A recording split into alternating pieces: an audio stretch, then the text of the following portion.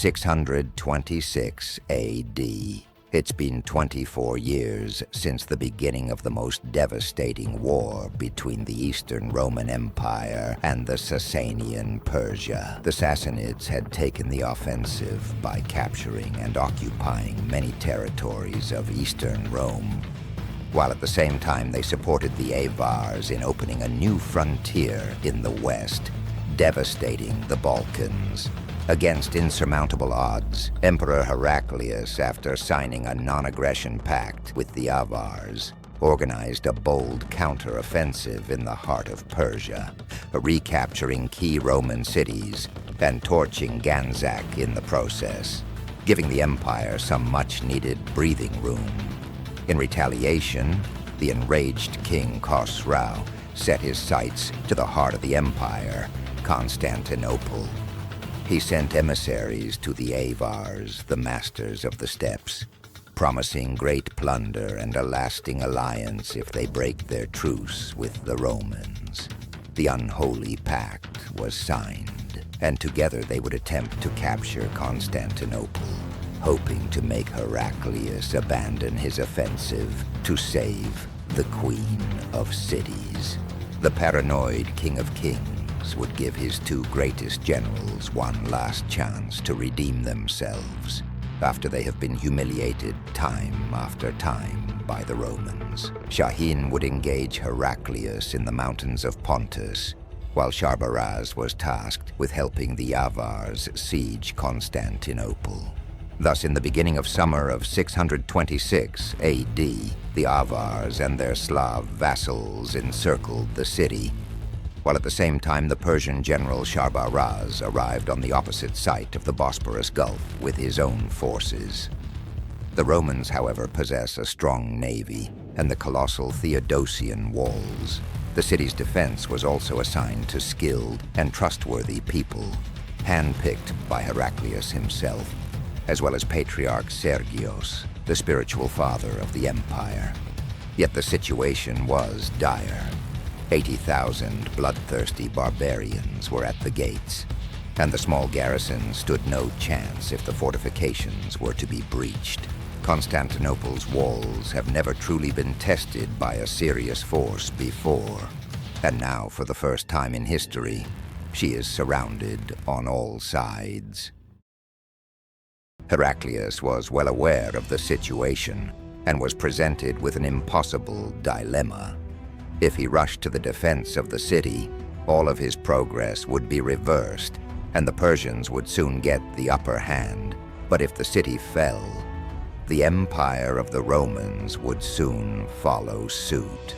After 3 sleepless nights, Heraclius decides on a daring plan.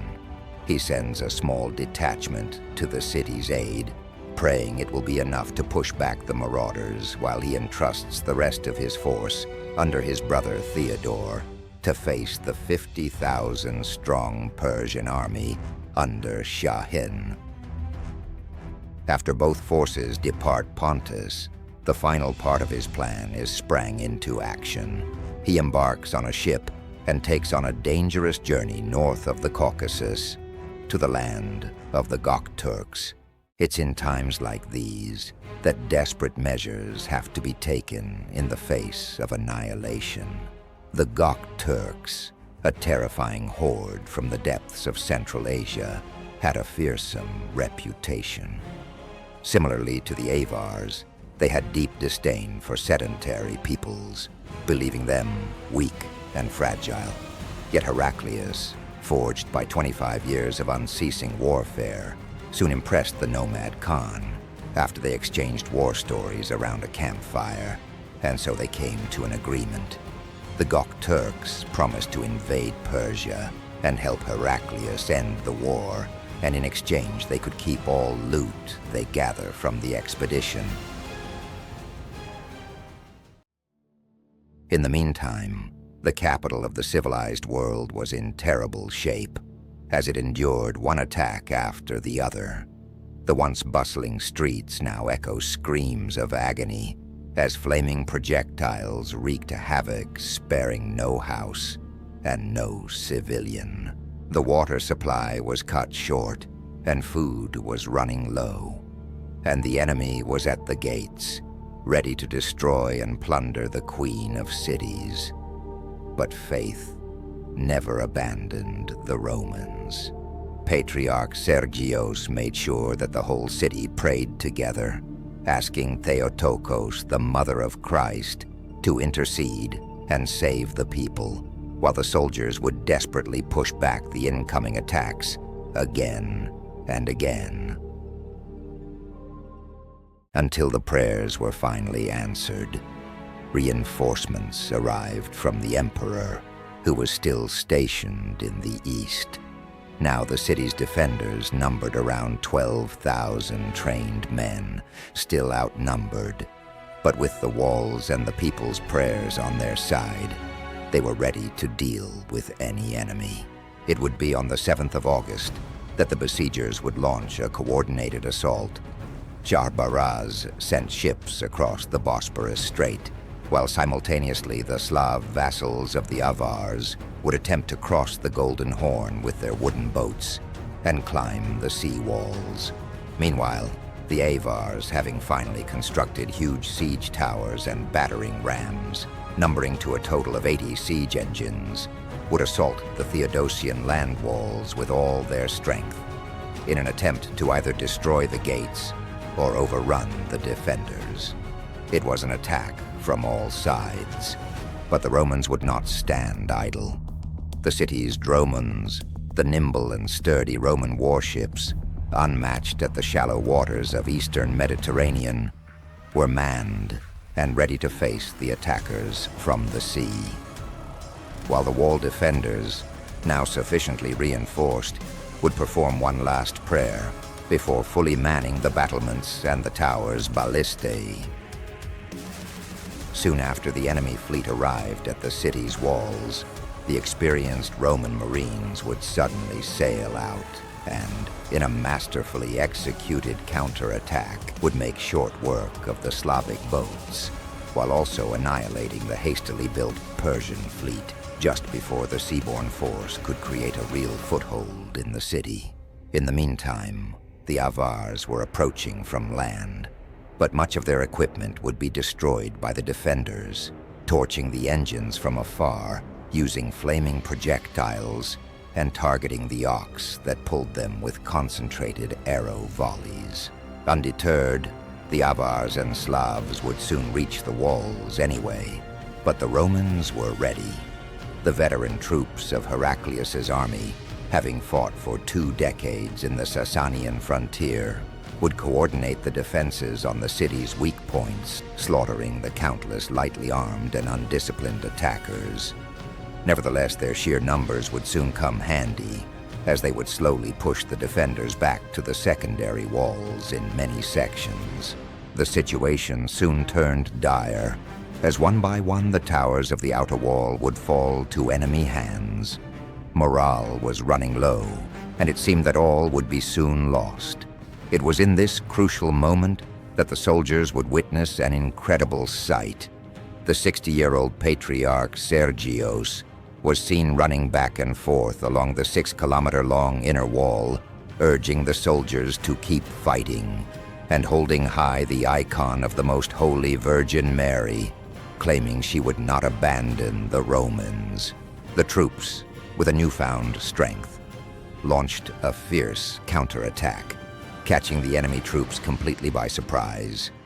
Recapturing the outer wall and routing the attackers, the Avars would not budge. Seeing that they could push back the defenders before, threw another wave at the walls and another, and another. The battle soon turned into a slugfest, with the tired defenders slowly giving in once more. The Avar Khan turns his back, ready to ride his horse and join the imminent sack of the city, when suddenly half of his army turned and fled. The terrified Slavs speak of fast-moving soldiers with flaming swords burning down the siege towers, forcing them to retreat. The enraged Khan, not believing a single word, tried to rally his panicked troops, commanding them to get back to formation, but to no avail. His threats would hold no weight anymore. His equipment is destroyed, and half his army is dead before fleeing. With their spirits lifted, the Romans endured and managed to repulse the endless waves of the Avars. After coming close to the verge of destruction, Constantinople was saved, and her Avar enemies would disperse. Shahrbaraz witnessed the entire debacle unfold in front of his eyes, unable to directly engage the Romans when disastrous news arrived. Shahin's army was defeated by Theodore, Heraclius's brother. The battle was equal, with nobody able to gain ground when a hailstorm is said to have turned the tide, striking directly at the Sassanian forces at a crucial moment. Shahrbaraz decided to abandon Asia Minor and return back to safety within Syria. With the news that the capital is safe and the subsequent defeat of Shahin's army, Heraclius breathed a heavy sigh of relief and swiftly capitalized on the moment. In early 627 AD, he mobilized his troops and led a two-pronged assault with the help of his newly found allies, 40,000 Gokturks, against the allied to the Sassanids, Georgians of Iberia. The increasingly paranoid Khosrow, learning that his generals failed him once again, and that Heraclius is in the offensive once more, has finally had enough.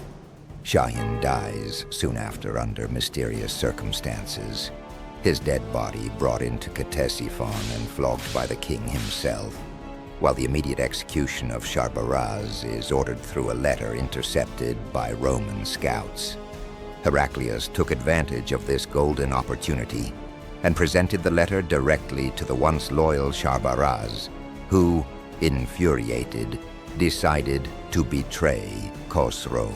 He added 400 more names of other high-ranking officials on that list, so as to persuade his lieutenants to follow him in rebellion. And thus, with half the Sassanian army immobilized and the other half fighting the Gokturks in Georgia, the road to the heart of Persia was open, and no real force could be mustered in time to stand in his way. There was one issue, however. It was winter, and the supplies were running low. Heraclius was presented with the only chance to end the war, and he was going to gamble everything once again. He took half his army so as to not have to feed as many mouths, and with a force of 20,000, marched south to capture Ctesiphon and depose the tyrant king of kings. Khosrow was now desperate. 10 years earlier, he would have never imagined that he would be the one on the verge of defeat. With none of his strongest generals left, he summoned a mysterious figure from the harsh mountains of Armenia, a loyal and fierce warrior named Rakhzad, to whom he entrusted the defense of Mesopotamia against the advancing Romans. Once Heraclius entered Mesopotamia, Rakhzad swiftly stalked him from behind. Heraclius, knowing he was being pursued, continued his march southwards, gathering all the supplies he could find in the region, thus stripping the Sassanids of their resources. But the troops could not forage far, lest they get intercepted by Rakhzad's riders, and it was apparent that if they planned to survive, they would have to make a stand soon. Winter was already here, and so Heraclius sought for an ideal field to fight the Persians. Nineveh, the once mighty capital of the Assyrians, was now just ruins, a memory of past empires, none of which survived the test of time, a place that would decide the fate of the superpowers of this age. On the 12th of December, 627 AD, Rakhzad ordered his troops to attack Heraclius's force. Rakhzad was hoping that he would keep Heraclius pinned down, so that with the help of the additional Sassanid reinforcements on the way, he would be able to finish him off. But the emperor had other plans. He lured the Persians on the open plain with a feint retreat, where the Romans possessed significant advantage due to their advanced infantry tactics as guided by the strategicon of Maurice, and thus he easily managed to repel them.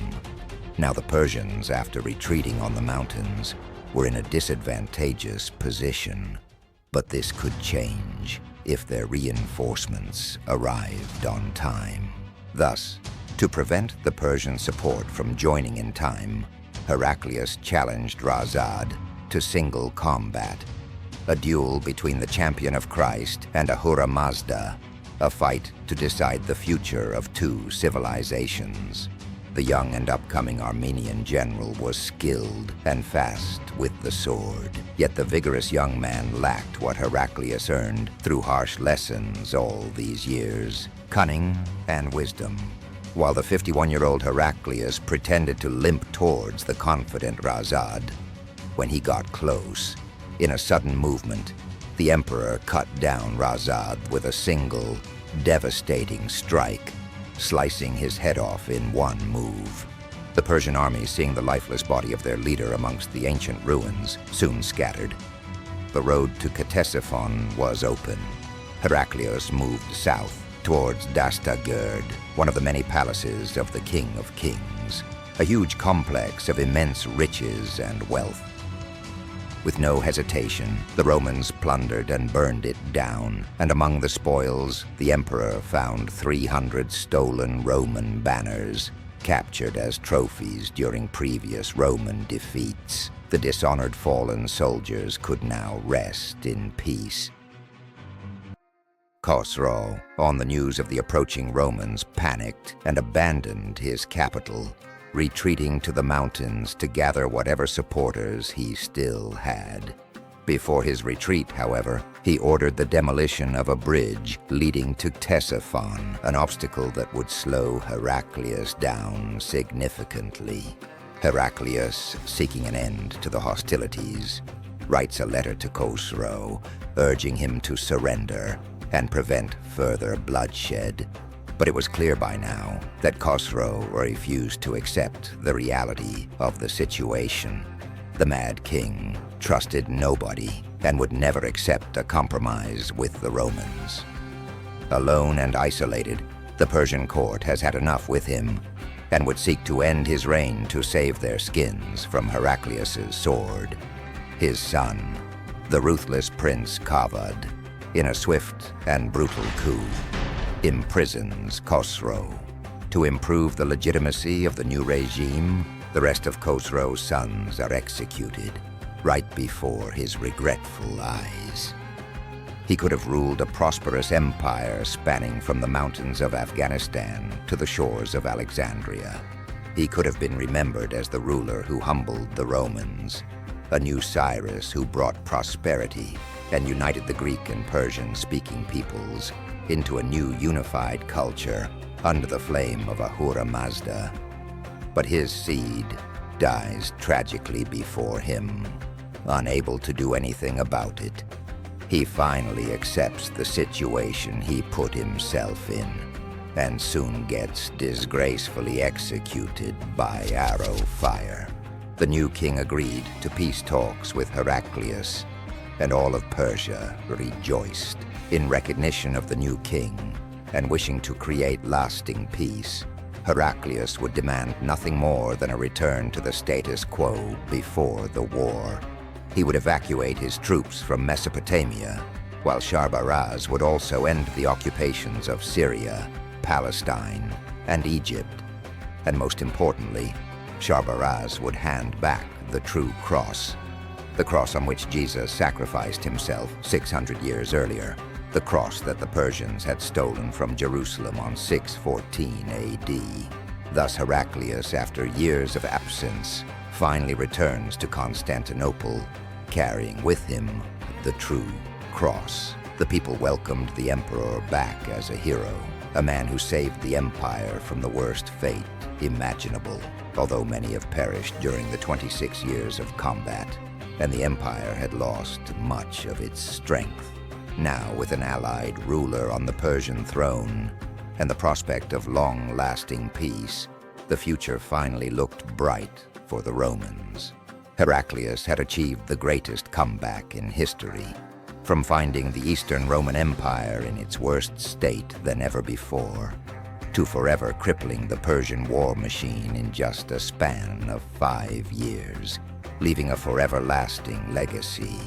But this new age of peace that the Romans imagined would prove to be nothing more than a naive dream.